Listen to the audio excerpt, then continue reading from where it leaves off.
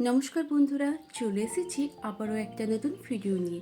সকালেই উঠে ঘুম থেকে তারপরে ফ্রেশ হয়ে এই গাছটাতে একটু পরিচর্যা করতে এলাম। এই গাছটা কদিন ধরে বাইরে রেখেছিলাম বলে চুয়ে গেছিলো গাছটা, মানে রোদের তাপে। তারপরে ঘরের মধ্যে রেখেছি, এখন দেখুন কত সুন্দর পাতা এসেছে।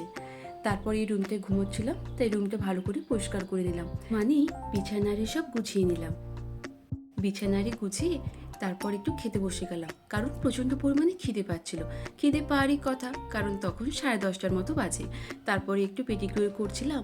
কেন জানি না এই নাক ফাটা গরমে আমার পা আর ঠোঁট ফেটে যাচ্ছে। আপনাদেরও কি হচ্ছে? হলে একটু কমেন্ট করে জানাবেন। তারপরে স্নান টান করে পড়াতে চলে গেলাম, পড়িয়ে এসে খেতে বসে গেলাম। আজ কাকিমারা আর আমরা একসাথে খেতে বসেছি, মানে খাচ্ছি আর কি। তারপরে দেখুন এই গাছটাতে কত লিচু ধরেছে। তারপর রাত্রে একটু বিরিয়ানি খেয়ে ঘুমিয়ে গেছিলাম। আজ এই পর্যন্তই, দেখা হচ্ছে পরের ভিডিওতে। Tata, by.